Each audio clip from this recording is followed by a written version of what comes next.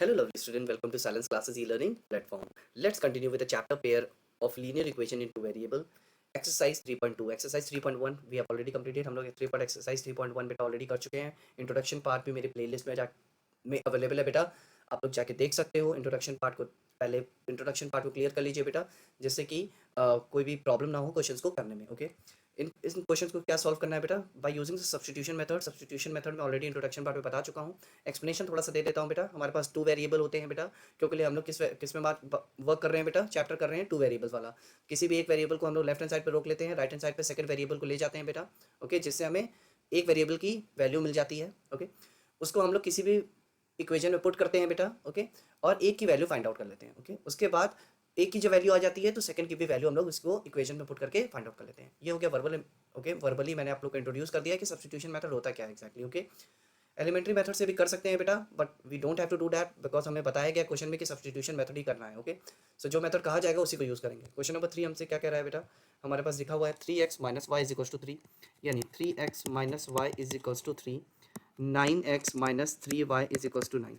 ये okay, equation number 1. Equation number 2, equation number 1 equation number 2 दोनों में से किसी को भी लेके काम कर सकते हैं बेटा. दैट डिपेंड्स ऑन यू कि आप किसको लेना चाहते हैं बेटा. ओके, इक्वेशन नंबर 1 को लेके मैं काम करूंगा बेटा, क्योंकि यहाँ पर वैल्यूज कांस्टेंट वैल्यूज थोड़ा सा कम है, कोफिशिएंट्स थोड़े से कम है, क्योंकि ईजी पड़ता है फाइंड आउट करने में. Okay, so 3x minus y is equals to 3 कर लेंगे बेटा. तो 3x इज इक्वल्स टू, ठीक है, अब 3 इस y को राइट हैंड साइड पे भेजेंगे बेटा, प्लस y हो जाएगा. तो x की वैल्यू क्या हो जाएगी, 3 प्लस वाई अपॉन 3. तो ये हो जाएगी हमारी x की वैल्यू बेटा. तो हमारे पास जो x की वैल्यू आ गई है बेटा, वो आ गई है 3 प्लस वाई अपॉन की 3. ये हमारी x की वैल्यू है.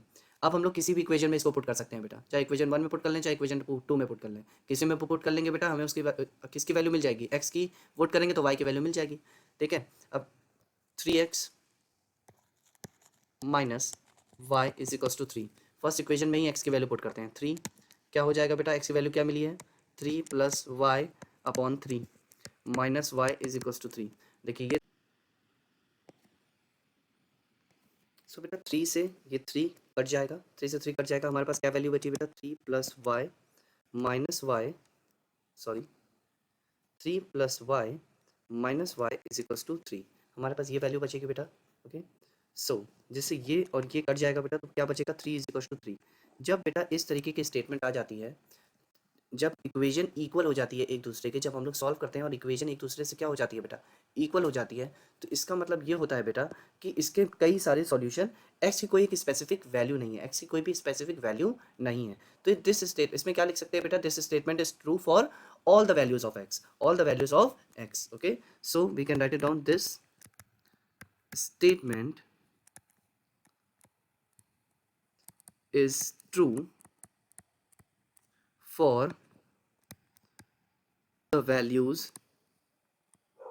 of all the values of x. मतलब x की कोई भी स्पेसिफिक वैल्यू नहीं है बेटा, कई सारी वैल्यूज उसकी हो सकती हैं. ओके, इसमें कोई भी स्पेसिफिक वैल्यू नहीं है. ओके, तो इसके पास क्या हो, इसके पास इससे क्या मिलता है बेटा कि इनके पास many solution, it can have infinite many solution. Okay, infinite many solution हमारे पास इससे आ जाते हैं. ओके, अब देखिए बेटा, इससे तो हमें पता चल गया. अब इसमें देखिए सेकंड इक्वेशन जो हमारे पास दी हुई थी, वो एग्जैक्टली यही इक्वेशन बनाएगी. वो एग्जैक्टली क्या बनाएगी बेटा, यही इक्वेशन बनाएगी. तो हम लोग इसको बेटा कॉपी कर लीजिए, और मैं इसको रब कर देता हूँ और सेकंड इक्वेशन को लिखता हूँ बेटा. तो देखिएगा इसमें एग्जैक्टली यही सेम इक्वेशन बना देगी फिर से. ओके, सेकंड इक्वेशन क्या थी बेटा, 9x minus 3y, 9x minus 3y is equals to 9. Okay, देखिए बेटा, अगर हम इसमें चाहें इन दो वैल्यू में 3 को कॉमन ले सकते हैं बेटा.